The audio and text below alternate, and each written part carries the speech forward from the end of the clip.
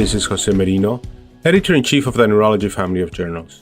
The Neurology podcast provides practical information to neurologists and other clinicians to help them provide better care for their patients. Thanks for listening and have a great week. Hello, this is Halley Alexander with the Neurology Podcast, and I'm here today with Serena Yin from the University of Chicago to talk about this very interesting study she just published about using a best practice alert in the electronic medical record to alert that a patient has a diagnosis of psychogenic non-epileptic seizures. So, Serena, welcome to the podcast. Hi, Halley. My pleasure. Huge fan of the podcast. Excellent. Can we start by just talking about your main finding? So what was the effect of having this best practice alert in the electronic medical record at your center? So for us at Rush, we did find across the board that for the patients we looked at with non-epileptic seizures, in the year following the first alert trigger, they had fewer ER visits, fewer hospital and ICU admissions, fewer intubations, and less frequent benzodiazepine administration in that year following the alert trigger compared to the year prior. Very good. And it might be helpful to review what are the risks of treating non-epileptic seizures the same way that you would treat an epileptic seizure. As neurologists, we all know that seizures in general are common presentations to the medical system, not only to our clinics, but in the hospital. We serve as consultants in the emergency room. And ultimately, a not insignificant portion of these patients do have non-epileptic seizures, also now termed functional seizures, a subtype of functional neurological disorder or FND. And because epileptic and non-epileptic seizures, we know, have completely different treatments, one potential pitfall is that patients, when they go to the hospital, often almost by default are treated as epileptic seizures. Non-epileptic seizures, they can have dramatic motor manifestations, they can look fairly scary, and they tend to be longer in duration than epileptic seizures. So for patients with non-epileptic seizures in the hospital, they are at risk for things like escalating anti-seizure medications, frequent pushes of benzodiazepines, ultimately even things like intubation, sedation, leading to ICU admissions and prolonged hospitalizations, and all of the risks associated with that.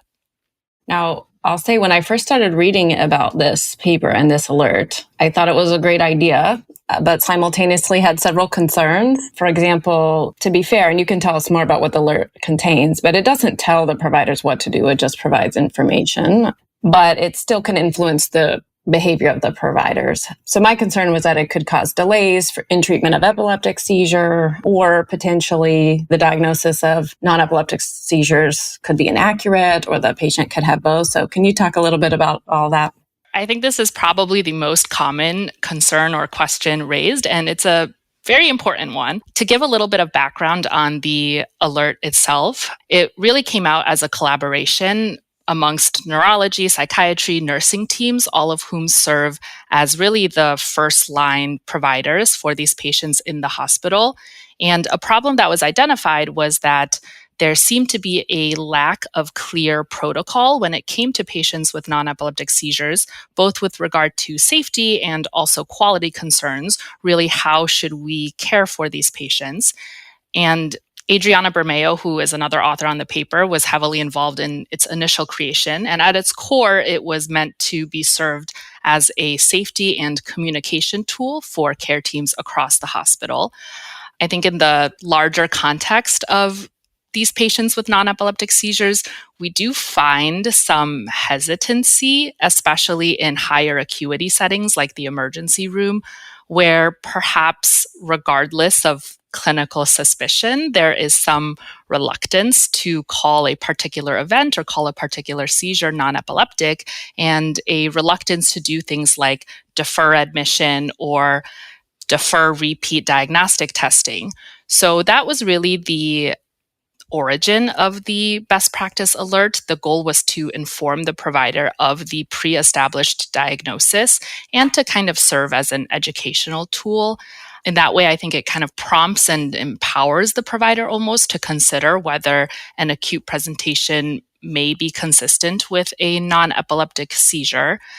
I'll also make the point that you're absolutely correct. The alert at no point tells the provider to abstain from giving treatments. So it does not say don't give benzodiazepines or don't give anti-seizure medicines. Those are decisions that are based on clinical judgment. The alert is absolutely not meant to stigmatize the patient in any way, but rather to protect them. And what we want to convey to the care teams with educational tool attached is that non-epileptic seizures can be diagnosed clinically. They are not a diagnosis of exclusion. And that also gives a little bit of agency back to the provider versus sort of reflexively treating these as epileptic seizure because of this misconception that all testing must first be exhausted and all other diagnoses must first be excluded, which just isn't the case.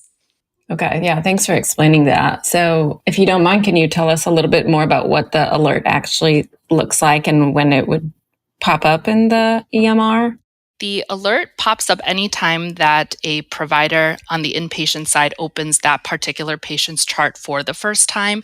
And the alert itself that is shown to everybody is only a statement of that this patient has a existing diagnosis of psychogenic non-epileptic seizures. There is then a link that is optional to click on. And if you open that document, that's the educational document. It outlines semiology or common signs of non-epileptic versus epileptic seizures.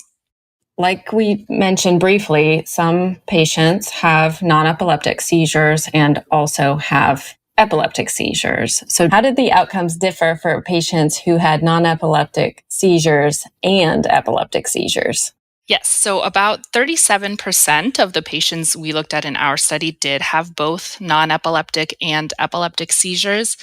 And I think one major difference we found was that patients with only non-epileptic seizures were more likely to decrease their emergency room visits compared to patients who had both epilepsy and non-epileptic seizures. And I think that suggests that patients are not deterred from seeking medical care overall. The alert does not prevent care. Presumably, these patients are still going to the emergency room or the hospital for their other medical problems, including epilepsy. And the reduction of ER visits that we found in our study, we actually hypothesize is due to the appropriate diagnosis of non-epileptic seizures around the time of the first alert trigger. And that's consistent with previous studies that have shown diagnosis alone can decrease healthcare utilization. And is it possible that the patients who had non-epileptic seizures only and didn't get treatment at your center were just going somewhere else? It is possible. We do discuss that in the paper as well as a possible limitation. We included as many other hospitals as we could that were linked through our Care Everywhere system and our electronic medical record, but obviously this is not a comprehensive list of hospitals in the region or beyond. So now that you've really shown that this alert is fairly effective at the outcomes that you wanted to change, like ER visits, admissions, intubations, is it something that you think is ready, as they say, ready for prime time and should be implemented elsewhere, or is there more research to be done here? So obviously there's no one tool fits all for hospitals. I think every neurology group will ultimately decide what may best fit their clinical practice. At Rush, anecdotally, there was a lot of positive feedback about the alert, which is actually what prompted us to want to collect and look at this data. We did have the advantage of having institutional best practice alerts already in place for other types of high-risk patients. So there was some established familiarity with them as a form of communication in the electronic medical record. I do think part of what works about the alert itself is that educational component. So without a doubt, I would advocate that there needs to be increased educational efforts in general, both with practicing physicians and trainees on the management of patients with non-epileptic seizures or FND. And this is one potential tool in the arsenal. And I think with regard to management of patients with FND, there's so much more to be done and to be learned about, but there is also room for this harm reduction side. So unlike maybe the institutional infrastructure or personnel needed to build things like a dedicated functional neurological disorder clinic or a dedicated non-epileptic seizure clinics, the electronic medical record has really become fairly ubiquitous, even in more underserved areas. And I think this can be a great way to use the modern day patient chart to our advantage. I agree. And I think really outside of the iatrogenic adverse physical effects that you're changing here, the stronger influence might be, at least in my experience, these patients, they get told they have the diagnosis of non-epileptic spells. Then they come back to the ER, get treated for seizure, get put back on seizure medication, and they get kind of confused because one doctor said this, another doctor said that, and it's like a vicious cycle. So I appreciate that the alert is helping provide some more consistency in their care so that they can better understand their diagnosis and how to treat it. So absolutely. I think the diagnosis itself for patients is so important, and acceptance of that diagnosis, we know, also plays into outcomes and prognosis.